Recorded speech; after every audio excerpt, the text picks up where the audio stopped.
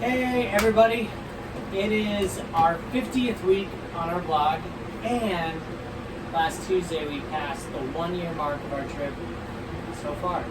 So we left Montrose, Colorado on August 19th of 2024, and so now we have been officially doing this for a year. So we decided to do a video blog and kind of do some questions and answer those questions as to things that we've experienced so far. So first question is, what do you miss about Montrose, our home back in Colorado, that you did not expect that you would miss? Air conditioning. Rosie says air conditioning, and we're all going to speak up really clearly to make sure that you guys can hear us. You didn't expect that you would miss air conditioning? Not really. Okay. I miss how dry it was back home. I don't like the humidity here. Yeah. Definitely didn't expect to miss that. Yeah. I kind of missed, I missed the kind of cooler climates, though I didn't expect I would. Yeah, we all thought that we wanted just warm, hot all the time. We really miss cold. Yeah. Just being cold every once in a while. I found out I'm just as sissy about all temperatures that are extreme. Awesome. Okay, our next question is, what's your favorite place that we've traveled through so far? I'd say probably the Florida Cold Springs. Those are really nice. Those are over by Panama City. I was gonna say the same thing, but surfing here has been pretty awesome too. What was cool about the Cold Springs? They're just like really nice and cool, and Good really light or Yeah. The water was is really crazy. clear. there was a guy that was like literally getting drinking water straight out of the Cold Springs. I don't know if I'd recommend that, but he seemed to think it was perfect. Wonderful. Next one. What is the funniest memory you have from the past year? So, in Panama City, we were driving to the Cold Springs, and there's a big tortoise on the side of the road. We were like, ooh, turtle, tortoise, whatever. And Ellis grabbed it and brought it into the car because we were on like a road with other cars so that everybody could see it, which is probably illegal looking back. But We didn't want it to get hit in the road. yeah, so he was being a good Samaritan, and I wanted to know if it was a girl turtle or a boy turtle, so I was like, let me see its belly. And we turned it over in the, over our snack box in the middle of our vehicle, and belly up, the turtle just starts erupting poop, and turtle spew all over the car, and it was a great moment. It was very So fun. but we did. You might have to attach a link. We got a video. Speaking of ridiculous things, what is the most ridiculous moment of this trip? So there have been many ridiculous things that we found on this boat, but there was one time in particular where we were fairly fresh to the boat, and I was just trying to adjust something that I thought was very simple. And there's a hose running inside of our boat that ejects water out from our sinks out of It's the called side a of the boat. sump pump. And there's a valve on there called the Seacock. So I went to operate the Seacock so that I could just change the hose out, and the whole thing broke off of the side of the boat, just leaving a big hole in the side of our boat that's supposed to float in water. I don't know if you know that, but that felt a little bit ridiculous. And but we did fix it now, Yeah. and so now it's less ridiculous. And there was a time that I spray foamed the boatyard tractor. We had like a dud spray foam, and I was taking it to the dumpster, and like the backhoe was parked right next to the dumpster, and I like wrapped it on the corner like as I was walking by it, and it just like exploded, and I like panicked and like cleaned it up as best I could. I got it pretty clean. What did you clean it up with? What did you clean it up with? There was like I said, I panicked. and I was looking for like a rag or something, and there was like this little like stuffed lamb, like buried in the dirt. Toy. And I used that to scrape off the majority of it, and I got it pretty clean, and we still haven't been kicked out, so we're good. That's good. There's like a little kid that walks around yelling "lamb, lamb" every once in a while. But we don't know what that's about. Tears, but I'm like, nope, haven't seen him. Fifth question is, if we knew that we would be here right now after 1 year, what advice would we give ourselves? I think I would tell myself that, hey, you should bring more tools than you're packing now. Which is a lot. We left a lot of tools back at Colorado, and we've missed a lot of them. We've bought a lot of them. Yeah. We rebought tools. Just couldn't know. We tried our best to plan, but that's a good one. We have like a whole room full of tools. I would tell myself to just go with the flow and stop trying to picture it so specifically in my brain. Because it does not turn out the way that I pictured it. So that was a waste of energy. And Yeah. start researching Perkins engines. And start researching for consent. All right, for this next question, I've got, what is the most surprising skill you've learned on this trip? Surprising skill. I would say that back at home, if you told me I was gonna weld and grind and do nunchucks, I would be very surprised. Nunchuck skills. Um, Close that skills. But now we've done all those things. I've gotten much better at art and was a little bit surprised when I was. I was getting very good at art. Yeah, nunchucks are. I would not have pictured that. Me neither. We've all been well trained in climbing extension ladders too. No, hands, that's true. Like carrying groceries up ladders, just like Up and down. Up and Expect down. to be doing that. did not expect to climb an extension ladder 70,000 times. But we have.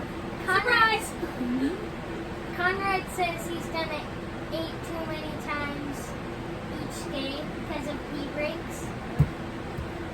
That's Okay. because I'm E-breaks taking would other be like people's running to bathroom. the That's bathroom. a skill that we've developed. Yeah. Sharing a bathroom with. No, would you like Shit, one bathroom One for like, I don't know, 20 people. I feel like it's Or gonna be we don't. better than that. Yeah, it's pretty crazy. And dumpster diving. Alright, so the question I got was, what have you learned about yourself on this trip? What have you learned about yourself? I've learned that I really value comfort and have been challenged in being okay, not being comfortable in lots of different aspects. Yeah. I feel like I've learned that I can live in a much tighter space than I was expecting and be pretty alright with it. Yeah. And not just tight, but just like completely different scenarios. Like, we adapt a lot easier than I thought we would. Yeah. I've learned about all of these guys that they're super capable and are really, really good at rolling with things that are totally out of our comfort zone and just out of our experience. They're really good at just stepping in and going for it. I love that. Yeah, I've definitely learned to trust my family to be awesome, to not micromanage them as much, at least. Maybe I'm still learning, but they're all very amazing and capable, and I'm super proud of them. Okay, so my question is, what has been the hardest part of the year? I feel like since we've been on the boat, I've realized that there's always something that needs to be fixed. And a part of that is like you just have to figure out what really like you need fixed and then what you can like deal with later. Yeah. I think we all expected to do more sailing this year, and having a boat and just doing the work has been just an awakening to how much work a boat is. They're a lot of work. So. I think for me, as the parents, it's been really hard to like leave without knowing exactly where we're headed, and seeing our kids have hard times and like struggle with it too, and not knowing how to say like this is what's gonna happen and it's gonna be good, but it has been good even though it's been hard. I would say another thing is just like the waiting, like in between each step. It's been like a lot of waiting. It's been interesting to deal with. Probably losing Chevy has been probably pretty hard for me. Yeah, we lost our dog of 16 plus years shortly after we got here to St. Mary's, and that was pretty rough on the family. We miss our friends and grandma. And Papa. What do you hope that we don't forget from this last year when you're like 40 or something? Besides the skills. When I am we've learned. 40, oh wait. 1 year 100. So the question is, yeah, like, what do you hope that you remember, that you hope you won't forget for that we've learned in this last year? It's a very easy question that I just really made complicated. Yeah, you did. So my thought is that we have experienced kindness from people who really didn't know us, and I really want to take that with us and be the support and the love and the generosity and hospitality to the people that we meet from here on out, because I don't feel like you see that often enough. And also I want to remember that like money is just a made up thing. Like we've been so well provided for, and we have just been fully relying on God to make that work. Yeah. Yeah, I agree. We have been welcomed into places that we knew nobody, and like found community repeatedly in like new places, and it's just mind blowing. I think we can just walk in and meet really awesome people that you never would have known otherwise. And I hope that we don't forget that, like,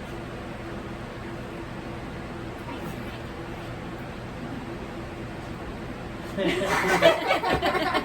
hope we don't forget words. So ironic. I hope we don't Anybody else forget. was just thinking. I mean, I kind of hope that I remember. we remember the good times, but Yeah. that we do remember the lessons we've learned from just Yeah. having to wait for things and realizing that the waiting is difficult, but it is good. Like, we're growing and we're learning so much. It is part of the story. The waiting is part of what we're here for. I hope we stay thankful for even the little things when we get back into a house with like air conditioning and full beds and space. Yeah, I hope we don't forget that we don't need all the things that we had before we left, because we're doing without a lot of them, and some of them we miss and some of them we don't, but you can't get by without them. We're still alive. All right. Last question.